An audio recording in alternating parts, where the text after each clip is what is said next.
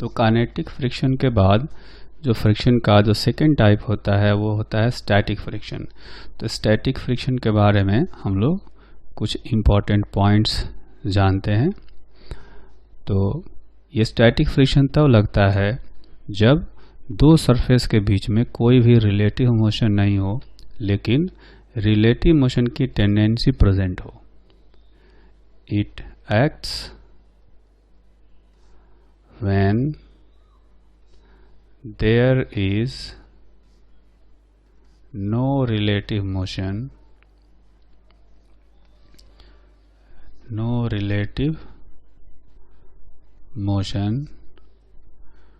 between two surfaces in contact.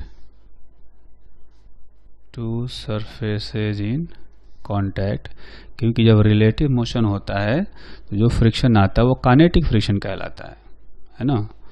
But there should be tendency of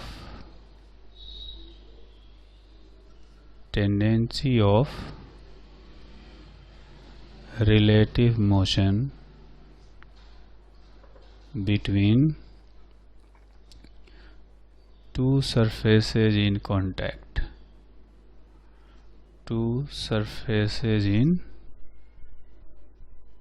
contact. कहने का मतलब यह है कि रिलेटिव मोशन तो नहीं होना चाहिए, लेकिन रिलेटिव मोशन की टेंडेंसी होनी चाहिए, तभी ये स्टैटिक फ्रिक्शन एक्ट करता है। ठीक है, जैसे कि हम ये देखते हैं कि एक ब्लॉक है, इसको हमने ग्राउंड सरफेस पर ऐसे रख दिया है। ठीक है, कोई फोर्स नहीं लगाया जा रहा है इस पर, है ना। तो अभी जो है इस पर कोई फ्रिक्शन फोर्स नहीं लगेगा, क्योंकि ना ही इसमें रिलेटिव मोशन है, ना ही रिलेटिव मोशन की टेंडेंसी है। Block at rest, there is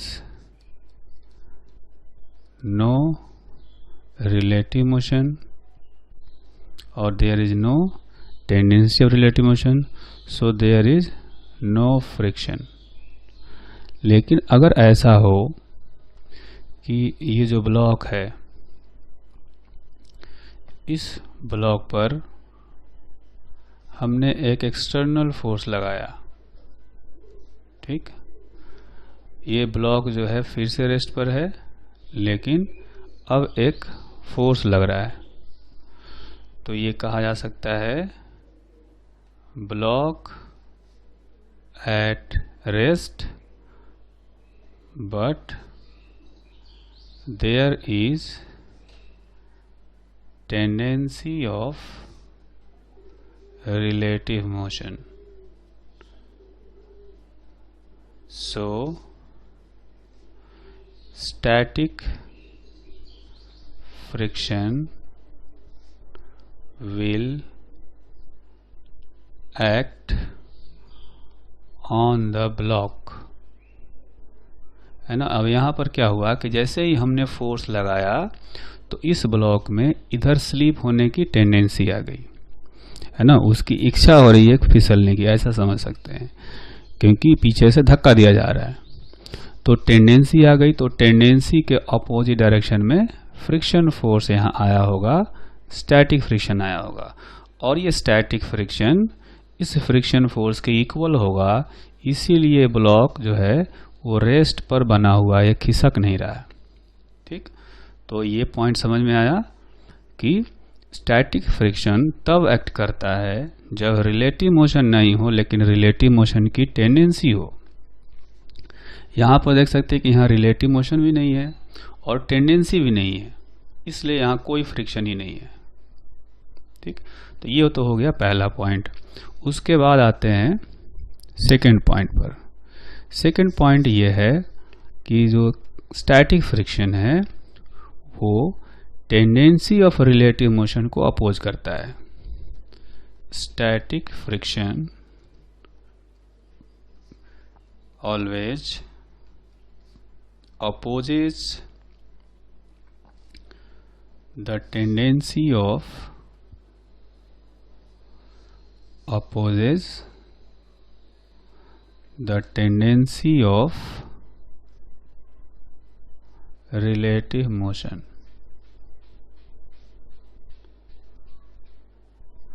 है ना। तो यहाँ पर हमेशा सोचना है कि टेंडेंसी कब आएगा। टेंडेंसी जब आता है तब आता है जब कोई फोर्स लगाया जाए, कोई ड्राइविंग फोर्स लगाया जाए, है ना।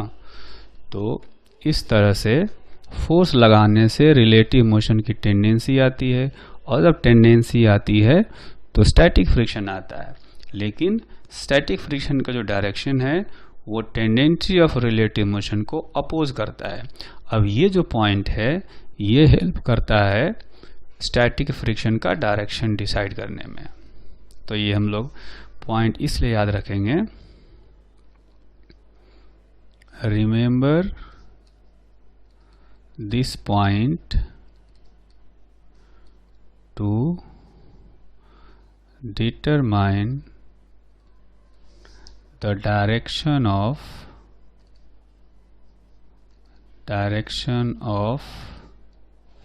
static friction। ठीक है। तो अब स्टैटिक फ्रिक्शन का डायरेक्शन डिसाइड करने के लिए हम लोग क्या करते हैं कि एक दो क्वेश्चन कर लेते हैं। तो ऐसा लेते हैं कि दो ब्लॉक है अपने पास, एक ब्लॉक हो गया ये और उसके नीचे हो गया दूसरा ब्लॉक। ठीक। अब ये जो दोनों ब्लॉक है ये दोनों इक्वल वेलोसिटी से चल रहे हैं, है ना। ये ए है, ये बी है। ये चल रहा है 5 मीटर पर सेकेंड से, दूसरा वाला भी चल रहा है 5 मीटर पर सेकेंड से। तो आप देखेंगे कि क्या इनमें रिलेटिव मोशन है, तो हम कहेंगे कि नहीं है। इनके बीच में कोई रिलेटिव मोशन नहीं है, दोनों की वेलोसिटी इक्वल है, तो रिलेटिव वेलोसिटी 0 है। ठीक। तो अभी इनके बीच में कोई फ्रिक्शन भी नहीं लग रहा होगा। लेकिन अगर ऐसा करा जाए कि बी वाले पर एक पीछे की तरफ फोर्स लगा दिया हमने, है ना, इसको कहा जाता है ड्राइविंग फोर्स। एक फोर्स लगाया हमने, तो आप क्या देखेंगे कि जो ब्लॉक बी है उसका जो है पीछे की तरफ स्लिप होने की टेंडेंसी आ जाएगी, है ना। यानी उसकी इच्छा हो रही है रुकने की, अब स्लो होने की, जबकि ए में कोई टेंडेंसी नहीं है, कोई फोर्स नहीं उस पर। तो जब बी में स्लो होने की टेंडेंसी आई, या यूं कहें कि उसकी ए के रिलेटिव पीछे जाने की टेंडेंसी आ गई, है ना। तो ए के रिलेटिव पीछे जाने की टेंडेंसी आ गई तो बी में जो फ्रिक्शन होगा वो आगे की तरफ लगेगा, है ना। तो when force F is applied, block B has, या कह सकते हैं कि block B gets tendency to move backward relative to block ए। क्योंकि ब्लॉक ए पर कोई फोर्स नहीं है तो वो सीधा चलना चाहेगा, जबकि बी पर एक पीछे फोर्स लगने लगा तो ये रुकना चाहेगा। इसलिए ए के रिलेटिव जो बी है, बी में पीछे जाने की टेंडेंसी आ गई। सो स्टैटिक फ्रिक्शन, और कह सकते हैं so direction of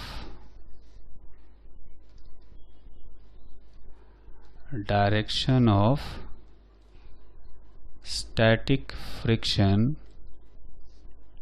on block B will be opposite to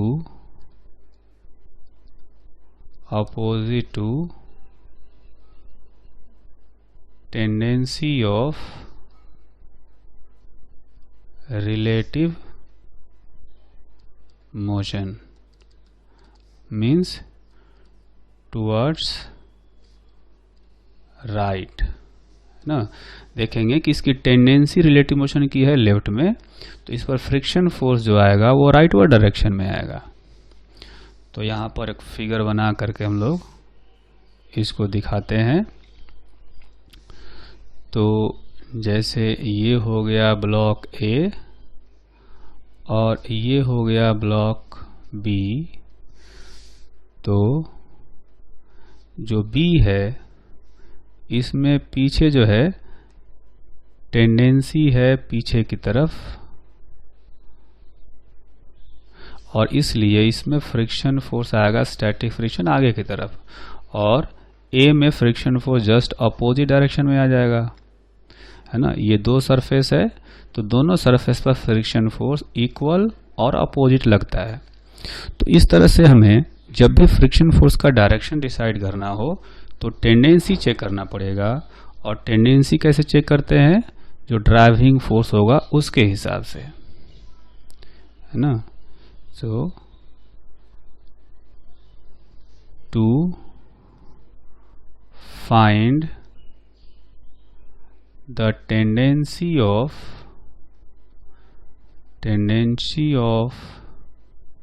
relative motion, look on driving force। मतलब ड्राइविंग फोर्स जो है वही डिसाइड करता है कि रिलेटिव मोशन की टेंडेंसी किधर होगी, ठीक है। और रिलेटिव मोशन की टेंडेंसी पर डिपेंड करता है कि ये स्टैटिक फ्रिक्शन का डायरेक्शन किधर होगा, ठीक। तो ये कितने पॉइंट्स हो गए अपने, 2 पॉइंट्स हो गए ना। तो स्टैटिक फ्रिक्शन का जो थर्ड इंपॉर्टेंट पॉइंट है वो ये है कि maximum value of static friction is given by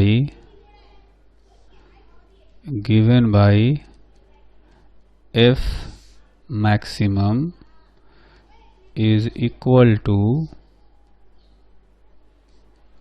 mu s into n। जैसे काइनेटिक फ्रिक्शन का वैल्यू हमने निकाला था म्यू के इंटू एन, वैसे स्टैटिक फ्रिक्शन का जो वैल्यू है, मैक्सिमम वैल्यू है, वो होता है mu s into n, where mu s is coefficient of static friction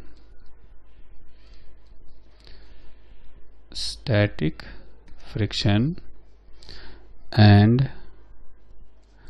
n is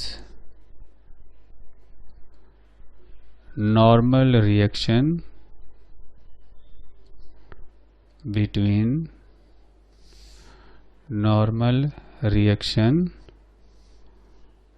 between two surfaces in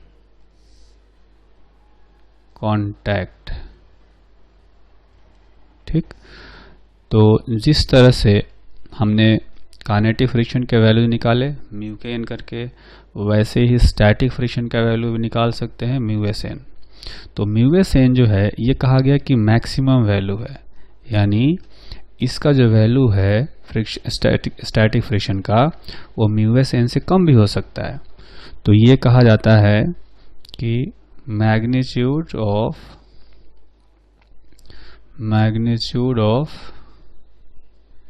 static friction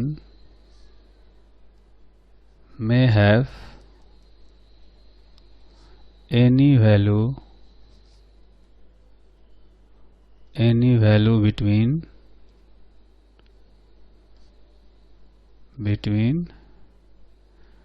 0 to mu s n, है ना। जो स्टैटिक फ्रिक्शन है उसकी वैल्यू 0 से लेकर के म्यू एस एन के बीच में कुछ भी हो सकती है, ठीक। 0 भी हो सकता है और म्यू एस एन भी हो सकता है, और उसके बीच में कोई भी वैल्यू हो सकती है। फिर 5th पॉइंट होता है कि static friction static friction has self-adjustable nature, self-adjustable nature. ठीक है, तो ये जो पॉइंट है, ये जो प्रॉपर्टी है स्टैटिक फ्रिक्शन की, ये बहुत ही इम्पोर्टेंट है। इम्पोर्टेंट इसलिए है कि यही डिसाइड करता है कि स्टैटिक फ्रिक्शन का जो वैल्यू है, जो मैग्नीट्यूड है, किसी ऑब्जेक्ट पर कितना होगा। ठीक है, तो पहले इस नेचर को समझने के लिए एक छोटा सा एग्जाम्पल लेते हैं, है ना। ऐसा मान लेते हैं कि हमें यहाँ पर कोई एक बड़ा सा अलमीरा दिया गया है ना। ये है एक अलमीरा है। इस अलमीरे का जो मास है वो है 60 kg और यहाँ पर जो स्टैटिक फ्रिक्शन कोएफिशिएंट है ये दिया गया है 0.5। ठीक, अब एक आदमी है जो कि इस अलमीरा को खिसकाना चाहता है ना। तो ये जो आदमी है ये इस अलमीरा को खिसकाना चाहता है इस तरह से, तो ये फोर्स लगा रहा है। अगर हम यूं कहें कि ये आदमी इस पर 20 न्यूटन का फोर्स लगा रहा है, तो बताएं कि फ्रिक्शन फोर्स इस अलमीरा पर कितना लग रहा होगा, है ना। तो पहले हम लोग क्या करेंगे कि इस जो लिमिटिंग वैल्यू होती है, जो मैक्सिमम वैल्यू होती है स्टैटिक फ्रिक्शन की, उसकी वैल्यू निकालते हैं। तो एफ मैक्सिमम जो होगा वो होता है म्यू एस इंटू एन। तो यहाँ पर जो एन आएगा, जो नॉर्मल आएगा, वो आप देखेंगे कि इस अलमीरा के वेट के इक्वल होगा। तो म्यू एस का वैल्यू है 0.5 और जो नॉर्मल होगा उसके एम जी के इक्वल होगा 60 इंटू जी, यानी कि 300 न्यूटन। तो ये फ्रिक्शन फोर्स का मैक्सिमम वैल्यू है। ठीक, अब आप ये सोचें कि जब ये आदमी 20 न्यूटन का फोर्स लगाएगा अलमीरा पर, तो क्या अलमीरा खिसकेगा? नहीं खिसकेगा, है ना। अगर ये कहें कि यहाँ पर फ्रिक्शन फोर्स अचानक 300 लगने लगेगा, फ्रिक्शन फोर्स इस बॉक्स पर या अलमीरा पर पीछे की तरफ लगेगा, इधर, है ना, पीछे की तरफ लगेगा। तो जो मैक्सिमम वैल्यू आया है वो 300 है और आदमी सिर्फ 20 न्यूटन का फोर्स लगा रहा है, तो 300 का फ्रिक्शन फोर्स नहीं लग सकता। अदरवाइज क्या होगा, आदमी खुद ही पीछे आदमी को धक्का लग जाएगा, है ना। यूं कहें कि आदमी धक्का लगा रहा था अलमीरा को और उल्टा क्या होने लगेगा कि अलमीरा धक्का लगाने लगेगा आदमी को, है ना। तो ऐसा पॉसिबल नहीं है। इसलिए क्या होगा कि यहाँ पर जो फ्रिक्शन फोर्स है वो 300 नहीं आकर के सिर्फ 20 न्यूटन का, सिर्फ 20 न्यूटन का फ्रिक्शन फोर्स यहाँ पर आएगा। वो इसलिए क्योंकि अलमीरा अभी खिसकेगा ही नहीं। तो जब आदमी 20 न्यूटन का ड्राइविंग फोर्स लगाएगा तो फ्रिक्शन फोर्स 20 न्यूटन का आएगा और अलमीरा नहीं खिसकेगा। ऐसा मान लेते हैं कि 2 आदमी लग गए, तो 2 आदमी लग करके 40 न्यूटन का फोर्स लगाएंगे, तो फ्रिक्शन फोर्स भी 40 न्यूटन का लगेगा, है ना। तो जितना आदमी फोर्स लगाएगा, कुल आदमी मिलकर के फोर्स लगाते रहेंगे। ऐसा मान लेते हैं कि 15 आदमी लग गए, तो 15 आदमी, हर आदमी 20-20 न्यूटन का फोर्स लगा रहा है, तो कितना फोर्स लगेगा? जो ड्राइविंग फोर्स आएगा वो आएगा 15 इंटू 20 यानी कि 300। जब 15 आदमी लग जाएंगे तो कुल मिलाकर के 300 न्यूटन का फोर्स लगाएंगे, है ना। अब 300 न्यूटन का फोर्स लगाएंगे तो फ्रिक्शन फोर्स भी जो होगा वो भी 300 हो जाएगा, है ना। फ्रिक्शन फोर्स अपने आप को एडजस्ट कर रहा है। अगर आदमी 20 न्यूटन का फोर्स लगा रहा है तो फ्रिक्शन फोर्स भी 20 हो गया। जब आदमी 40 न्यूटन का फोर्स लगा रहे हैं तो फ्रिक्शन फोर्स भी 40 हो गया। जब आदमी 60 न्यूटन का फोर्स लगाएंगे तो फ्रिक्शन फोर्स भी 60 न्यूटन का हो जाएगा। जब 15 आदमी मिलकर के 300 न्यूटन का फोर्स लगाएंगे तो फ्रिक्शन फोर्स भी 300 हो जाएगा और मिलर नहीं खिसकेगा। लेकिन जैसे ही कोई और मान लीजिए कि एक छोटा सा कोई जैसे रैट आ गया, रैट आकर के धक्का लगाया, वो भी 1 न्यूटन का फोर्स लगा देता है, तो कुल ड्राइविंग फोर्स हो जाएगा 300 प्लस 1 न्यूटन, यानी अब 301 न्यूटन का ड्राइविंग फोर्स है। ठीक, तो अब फ्रिक्शन फोर्स जो है अब 301 नहीं हो सकता, क्योंकि फ्रिक्शन फोर्स का मैक्सिमम वैल्यू है 300। ठीक है, तो अब क्या होगा कि अलमीरा खिसक जाएगा, है ना। अब ड्राइविंग फोर्स 301 बड़ा हो गया फ्रिक्शन फोर्स से, तो फ्रिक्शन फोर्स अपने आप को एडजस्ट कर रहा था, तब तक एडजस्ट कर रहा था जब तक कि उसका मैक्सिमम वैल्यू नहीं पहुंच गया। लेकिन उसका जो मैक्सिमम वैल्यू था 300, उससे ड्राइविंग फोर्स बढ़ते ही अलमीरा खिसक गया, है ना। तो 15 आदमी लग करके नहीं खिसका सके अलमीरा को। जैसे ही एक चूहा आया, 301 न्यूटन का फोर्स लगा और अलमीरा खिसक गया। ठीक है, तो ये जो नेचर है फ्रिक्शन का, इसको कहा जाता है सेल्फ एडजस्टेबल नेचर। मतलब हम जितना फोर्स लगाएंगे, जितना ड्राइविंग फोर्स लगाएंगे, फ्रिक्शन फोर्स उतना ही फोर्स लगेगा, है ना, तब तक जब तक कि फ्रिक्शन की मैक्सिमम वैल्यू नहीं आ जाती है। एक बार मैक्सिमम वैल्यू आ गई, अब हम ड्राइविंग फोर्स कितना भी बढ़ा लेंगे तो फ्रिक्शन फोर्स उतना ही बना रहेगा, मैक्सिमम ही बना रहेगा, है ना।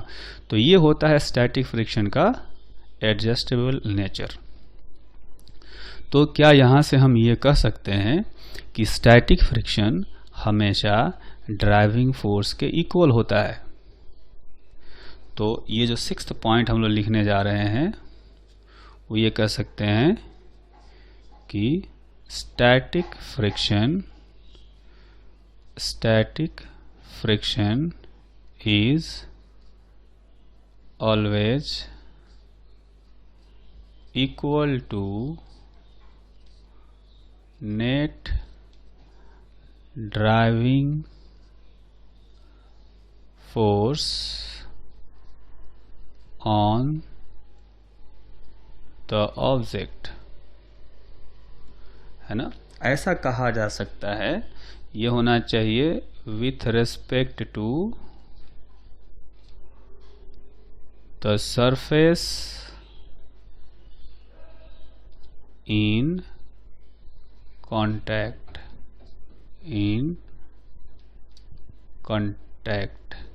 तो जिस सरफेस के कांटेक्ट में है वो ऑब्जेक्ट, उसके रिस्पेक्ट में जो ड्राइविंग फोर्स होगा उसके हमेशा इक्वल आएगा static friction.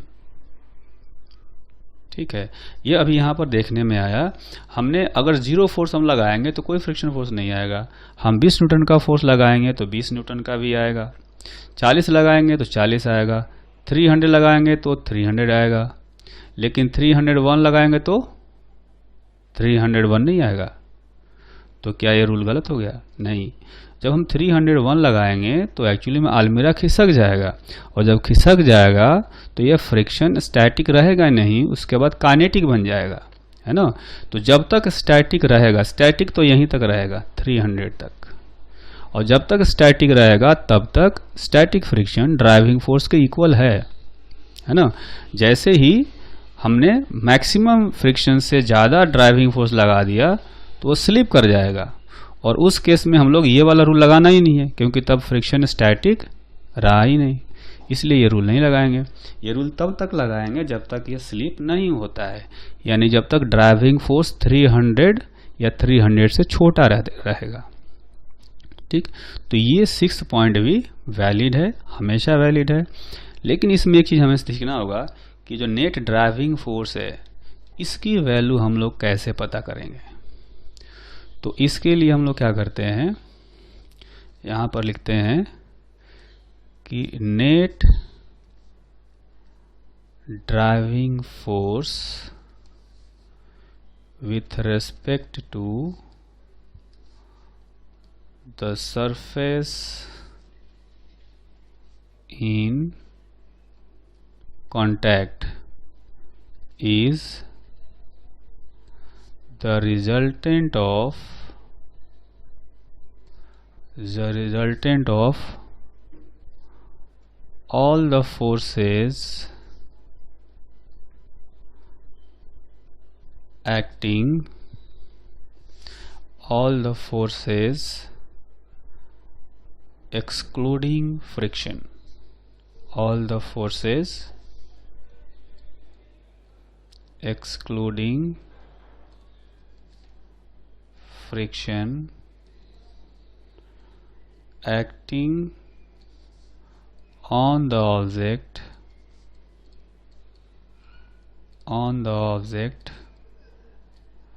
with respect to the surface in contact। ठीक है, तो जब भी नेट ड्राइविंग फोर्स निकालना हो तो हमें क्या करना चाहिए, सारे फोर्स का रिजल्टेंट निकालना चाहिए जो उस ऑब्जेक्ट पर लग रहा हो, सिर्फ फ्रिक्शन फोर्स को छोड़ करके। जैसे एक छोटे से एग्जाम्पल से समझते हैं। ऐसा मान लिया जाए कि अपने पास यहाँ पर एक वर्टिकल वाल है ना, एक वर्टिकल वाल है और यहाँ पर एक 5 kg का ब्लॉक है। इधर से हमने एक नॉर्मल फोर्स लगाया है और ये फोर्स है 100 न्यूटन का। ठीक, यहाँ पर जो म्यूएस है वो दिया गया है 0.6। ठीक, अब ऐसा करेंगे कि यहाँ पर हमने एक ऊपर की तरफ फोर्स लगाया है 20 न्यूटन का। ठीक, तो अब यहाँ देखें कि इस mg ब्लॉक पर, ये जो 5 kg का जो ब्लॉक है उस पर नेट ड्राइविंग फोर्स कितना लगेगा। तो अब देखेंगे कि जो ब्लॉक है ये हॉरिजॉन्टल डायरेक्शन में तो नहीं चल सकता है ना। हॉरिजॉन्टल डायरेक्शन में इधर से भी फोर्स लगेगा नॉर्मल, जो कि 100 न्यूटन का होगा। ठीक, तो हॉरिजॉन्टल डायरेक्शन में नहीं चलेगा, नीचे इस पर एक फोर्स आएगा इसका वेट के इक्वल, जो कि 50 न्यूटन का होगा।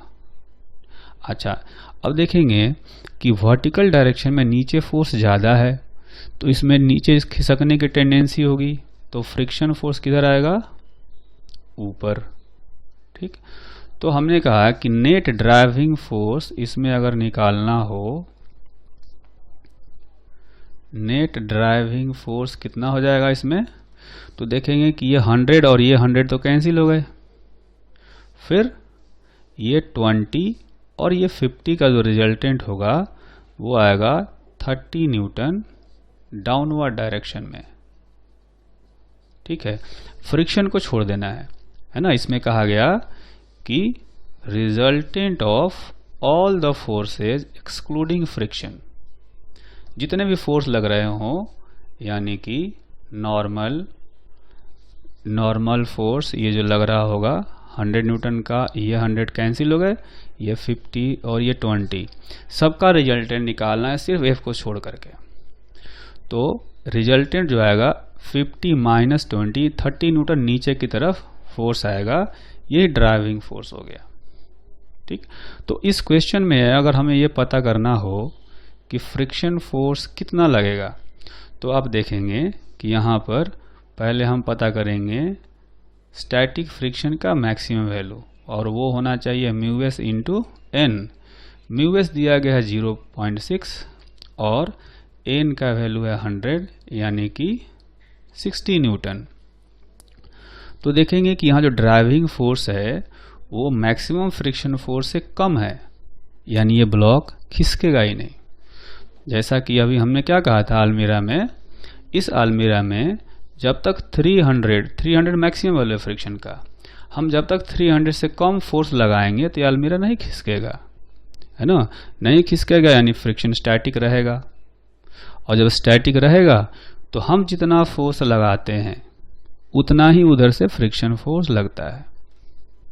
तो यहाँ पर आप देखेंगे कि स्टैटिक फ्रिक्शन ज़्यादा है, ड्राइविंग फोर्स कम है, तो कह सकते हैं block will not slide, block slide नहीं करेगा, and friction will B static. और जब फ्रिक्शन स्टैटिक होगा तो हमेशा ड्राइविंग फोर्स के इक्वल होना चाहिए। So static friction should be equal to driving force, यानी जो स्टैटिक फ्रिक्शन होगा, ड्राइविंग फोर्स 30 था तो 30 न्यूटन लिखेंगे, है ना। स्टैटिक फ्रिक्शन का वैल्यू जो होगा वो 30 न्यूटन का होगा। लेकिन अब ये कोई नहीं कह सकता कि 60 हो जाएगा, क्योंकि 60 फ्रिक्शन फोर्स है ना। लेकिन फ्रिक्शन फोर्स एडजस्ट कर सकता है, ड्राइविंग फोर्स एडजस्ट नहीं करता है। तो दोनों को इक्वल होना है, तो ड्राइविंग फोर्स अपना 30 न्यूटन ही रहेगा, और जो फ्रिक्शन है वो एडजस्ट करके 60 से कम हो जाएगा और 30 लग रहा होगा, है ना। इसलिए स्टैटिक फ्रिक्शन जो है वो 30 न्यूटन का होगा। तो जब भी किसी ऑब्जेक्ट पर स्टैटिक फ्रिक्शन का वैल्यू फाइंड करना हो तो सबसे पहले क्या फाइंड करना चाहिए, driving force. To find the static friction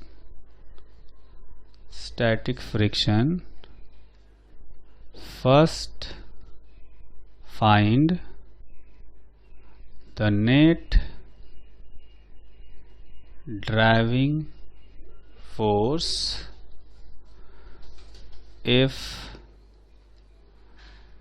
Fn, ठीक है।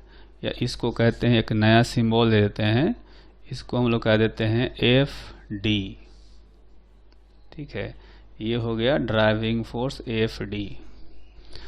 If Fd is less than or equal to maximum static friction, then object will not slide and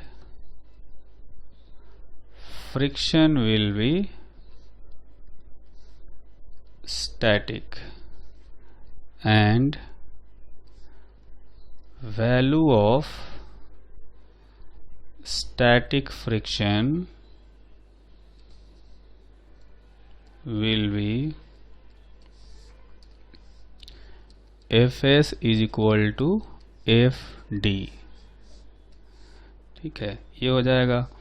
और ये कह सकते हैं कि if driving force is greater than F maximum, then object will slide and friction will be kinetic, ठीक है। तो उस केस में जो कह सकते हैं, so friction will be equal to F maximum. जो फ्रिक्शन फोर्स जो होगा F मैक्सिमम के इक्वल हो जाएगा, है ना। तो यहाँ पर हमें ये कहना चाहिए कि अगर ऐसा होगा कि ड्राइविंग फोर्स मैक्सिमम फ्रिक्शन से बड़ा हो जाएगा, तब फ्रिक्शन फोर्स मैक्सिमम के इक्वल हो जाएगा। तो नेक्स्ट एग्जाम्पल करते हैं। इस एग्जाम्पल में आप देखेंगे कि एक 2 kg का ब्लॉक दिया गया है, इंक्लाइन प्लेन पर इसको रखा गया है, और जिस इंक्लाइन प्लेन का इंक्लिनेशन है 30 डिग्री। यहाँ पर कोएफिशिएंट ऑफ स्टैटिक फ्रिक्शन दिया गया है 0.6। हमें पता करना है find friction force on block. तो इसके लिए हम क्या करेंगे, पहले इसका फ्री बॉडी डायग्राम बनाते हैं। नीचे आएगा 2G इसका वेट, इधर एक नॉर्मल फोर्स आएगा और जो फ्रिक्शन फोर्स आएगा वो आना चाहिए इधर। ठीक है, तो जो 2G है इसका हम लोग पहले कंपोनेंट निकालेंगे, एक प्लेन के परपेंडिकुलर, एक प्लेन के पैरेलल। तो जो इंक्लिनेशन 30 डिग्री दिया है तो ये वाला एंगल भी 30 डिग्री होगा, वर्टिकल और नॉर्मल के बीच का एंगल। तो 2G का एक कंपोनेंट आएगा इधर 2G cos 30 और इधर आएगा 2G sin 30। तो ये हो गया 10 न्यूटन और ये हो गया 10√3 न्यूटन।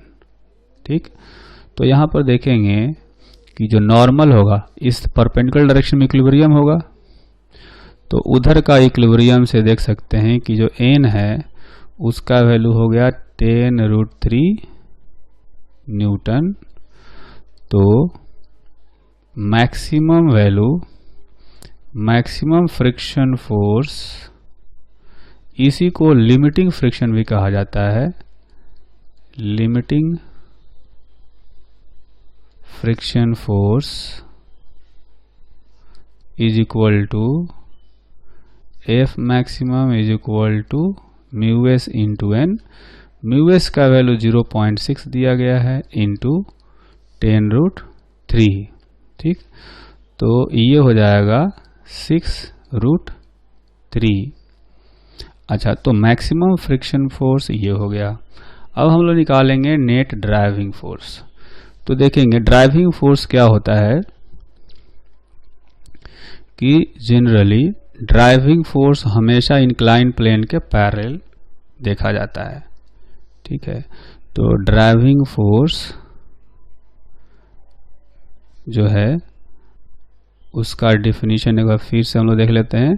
नेट ड्राइविंग फोर्स होता है resultant of all the forces. वैसे सारे फोर्स का रिजल्टेंट देखना हो तो उतना ही आएगा, लेकिन थोड़ा सा सिंप्लीफाई करके समझे तो हम लोग कह सकते हैं resultant of all the forces parallel to plane of contact excluding friction. ठीक, तो हमने पहले डेफिनेशन जो बताया ड्राइविंग फोर्स का, वो बताया कि सारे फोर्सेज का रिजल्टेंट ले लेते हैं, वो भी सही है और ये भी सही है।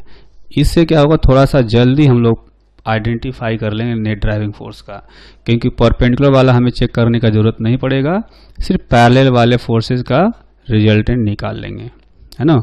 तो यहाँ पर हम लोग अगर पैरेलल के डायरेक्शन में देखें, यहाँ भी देखेंगे कि वैसे भी ये n और ये तो कैंसिल हो रहे हैं, तो पैरेलल प्लेन ऑफ कांटेक्ट ये है, तो इसके पैरेलल ही ड्राइविंग फोर्स देखना है।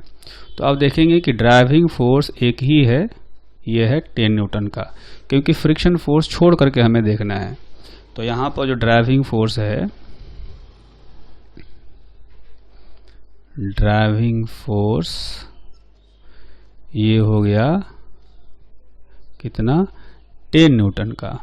और ये जो आया है, जो मैक्सिमम फ्रिक्शन फोर्स आया है वो 10 से ज़्यादा है ना। तो हमने कहा था कि if F D is less than और equal to F maximum, then block will not slide, है ना। और यहाँ पर वैसा ही है, ये जो 10 न्यूटन आया है वो 6√3 से छोटा है। ठीक है, ये 10 न्यूटन छोटा है 6√3 से। इसको 6 इंटू 1.732 देख सकते हैं कि ये टूट आएगा, ये ग्रेटर देन 10 न्यूटन आएगा। तो ये कंडीशन सेटिस्फाई हो रहा है, ड्राइविंग फोर्स छोटा है तो ब्लॉक स्लाइड नहीं करेगा, यानी स्टैटिक फ्रिक्शन होगा। सो static friction will be equal to driving force and it will be equal to 10 newton. तो यहाँ पर फ्रिक्शन फोर्स 10 न्यूटन लग रहा होगा, ना कि 6√3, है ना। तो इस तरह से स्टैटिक फ्रिक्शन का वैल्यू हम लोग कैलकुलेट करेंगे।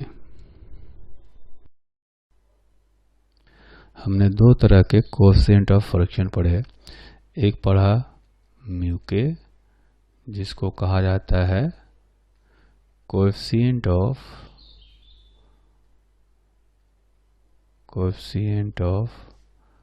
काइनेटिक फ्रिक्शन,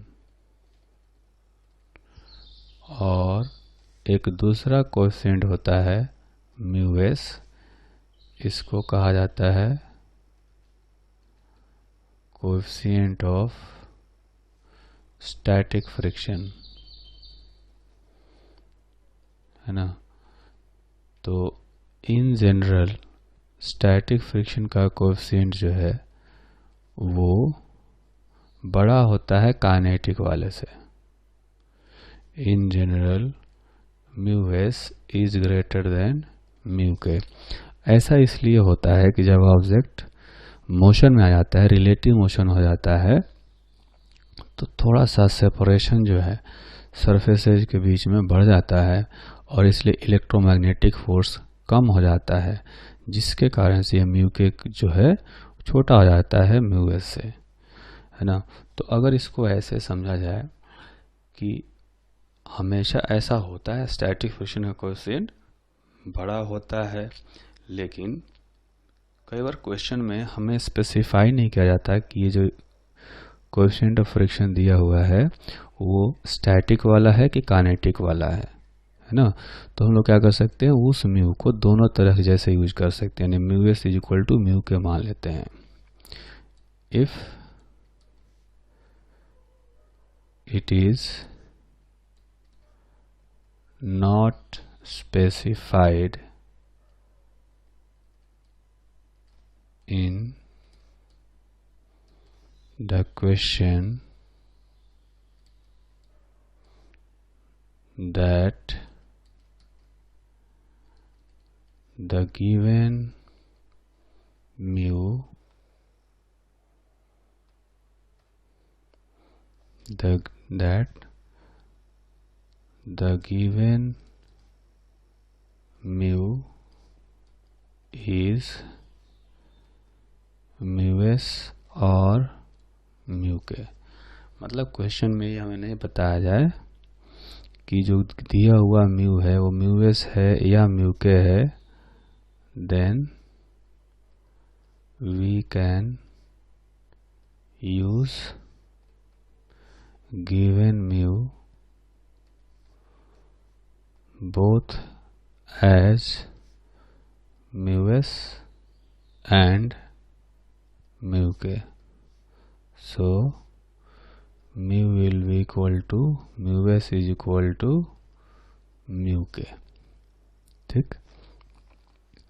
अच्छा, लेकिन जब मेंशन किया गया हो तो इसको ऐसे समझा जाए कि अपने पास एक ब्लॉक है ना, एक ब्लॉक है और इस पर हम लोग एक ड्राइविंग फोर्स अप्लाई कर रहे हैं। ठीक है, तो ड्राइविंग फोर्स अगर हम लोग इधर लगाएं, इधर ड्राइविंग फोर्स लगाया तो फ्रिक्शन फोर्स इधर आएगा, है ना। तो ड्राइविंग फोर्स और फ्रिक्शन फोर्स का अगर ग्राफ बनाना हो तो ग्राफ कैसा दिखेगा, ऐसा करते हैं कि ये वाई एक्सिस पर रखते हैं फ्रिक्शन फोर्स और एक्स एक्सिस पर रखते हैं ड्राइविंग फोर्स, क्योंकि ड्राइविंग फोर्स पर फ्रिक्शन फोर्स डिपेंडेंट होता है ना। तो जब तक ये स्लाइड नहीं करता तब तक हम जानते हैं कि फ्रिक्शन फोर्स और ड्राइविंग फोर्स इक्वल होते हैं। ठीक है, ऐसे यहाँ पर ये जो ड्राइविंग फोर्स है और फ्रिक्शन फोर्स है वो इक्वल हो जाते हैं, है ना। तो यहाँ पर जो मैक्सिमम फ्रिक्शन आता है वो आता है म्यू एस इंटू एन। ठीक, उसके बाद क्या होता है, अब ड्राइविंग फोर्स को थोड़ा भी बढ़ाने से ये जो है ये ऐसे आ जाता है, नीचे आ जाता है और अचानक ये स्लाइड कर जाता है। तो जब स्लाइड करता है तो काइनेटिक फ्रिक्शन होता है, और काइनेटिक फ्रिक्शन की जो वैल्यू होती है वो लिमिटिंग फ्रिक्शन से कम होती है। तो यहाँ पर लिखेंगे एफ के is equal to mu k into N होता है। तो ये हो गया काइनेटिक फ्रिक्शन का value mu k into N. ठीक, तो इस तरह से फ्रिक्शन फोर्स और ड्राइविंग फोर्स एक दूसरे से रिलेटेड हैं। ये एंगल होगा 45 डिग्री जब तक ये स्लाइड नहीं करता है। ये वाला केस जो है यहाँ तक ये स्लाइडिंग वाला केस, स्लाइड होने से पहले का केस है। तो तब तक क्या होता है कि फ्रिक्शन अपने आप को एडजस्ट करता है, फ्रिक्शन फोर्स और ड्राइविंग फोर्स इक्वल होते हैं। इधर जो है फ्रिक्शन फोर्स और ड्राइविंग फोर्स इक्वल होते हैं। ठीक है, अब क्या करते हैं कि इस पर बेस्ड एक एग्जाम्पल कर लेते हैं। तो एग्जाम्पल ये दिया हुआ है, a body of mass 5 kg placed on rough horizontal surface,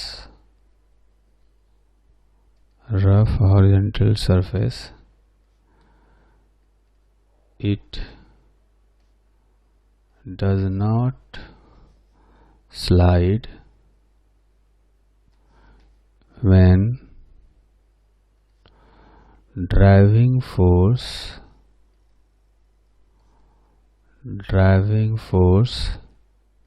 is less than 30 Newton in horizontal direction। ठीक है, also it is found that it takes 5 seconds to slide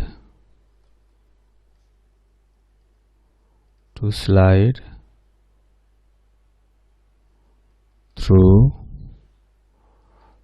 first 10 meter when horizontal force of 30 Newton is applied after gently pushing the body। ठीक, find mu s and mu k if g is equal to 10 meter per second square। तो एक horizontal surface पर block दिया गया है जैसा कि question में मेंशन किया गया है ना, और ये कहा गया कि जब तक ड्राइविंग फोर्स 30 न्यूटन से छोटा रहता है तो ये स्लाइड नहीं करता, यानी 30 न्यूटन पर स्लाइड करता होगा, है ना। तो हॉरिजॉन्टल ड्राइविंग फोर्स दिया गया है 30 न्यूटन, है ना। हॉरिजॉन्टल ड्राइविंग फोर्स जब 30 न्यूटन होता है तब ये स्लाइड करता है, यानी यहाँ पर मैक्सिमम लिमिटिंग फ्रिक्शन लग रहा होगा। इसको लिखेंगे म्यू एस इंटू एन। चूँकि मास इसका 5 kg है तो नीचे वेट आएगा 5g और एक नॉर्मल आएगा n। अब n का वैल्यू भी mg यानी कि 5g के इक्वल होगा। ठीक, तो maximum friction force mu s n is equal to 30 होना चाहिए। जो म्यू एस है इसकी वैल्यू हम लोग निकाल सकते हैं, n का वैल्यू है 5g इज इक्वल टू 30, यानी जो म्यू एस है उसका वैल्यू हो गया 0.6 कोएफिशिएंट ऑफ स्टैटिक फ्रिक्शन। फिर कहा गया कि हल्का सा पुश करने पर ये चलना शुरू कर देता है, तो 30 न्यूटन का फोर्स अप्लाई करने से 10 मीटर ट्रैवल करने में 5 सेकंड लेता है। तो अगर ऐसे समझें कि 10 मीटर ट्रैवल करने में 5 सेकंड लेता है तो उसका एक्सेलरेशन कितना होगा, है ना।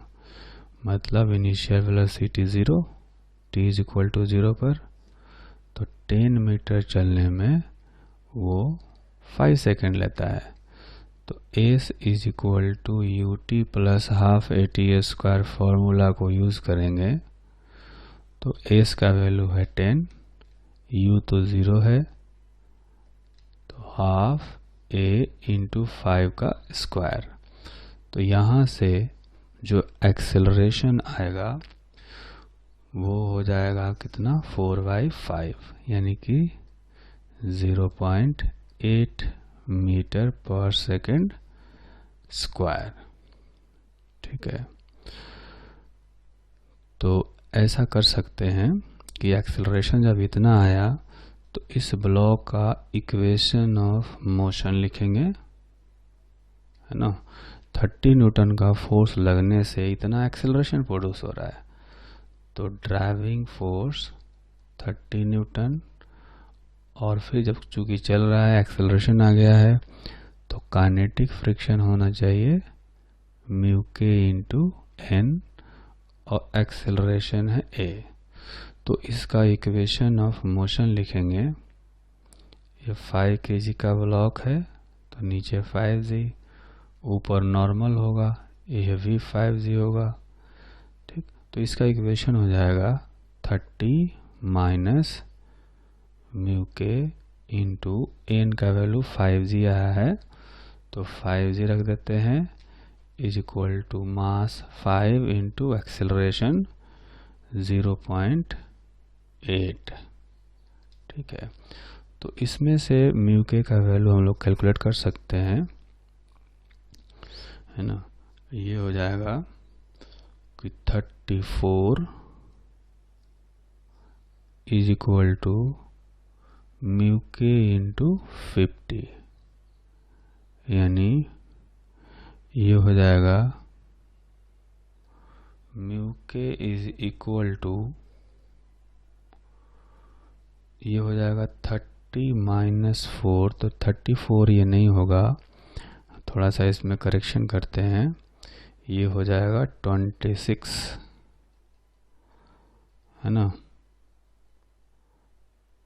तो 5 इंटू एक्सेलरेशन था 0.8, तो इधर आएगा 30 माइनस 4 is equal to 50 into mu k. तो म्यू के का वैल्यू हो जाएगा 26/50।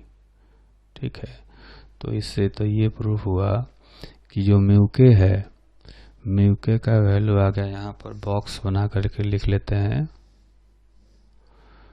म्यू के इज इक्वल टू 26/50 का मतलब हो गया 52/100, यानी 0.52। ये कोएफिशिएंट ऑफ काइनेटिक फ्रिक्शन हुआ, और कोएफिशिएंट ऑफ स्टैटिक फ्रिक्शन कितना आया, 0.6। तो यहाँ भी देखेंगे कि म्यू एस जो आया है वो म्यू के से बड़ा आया है।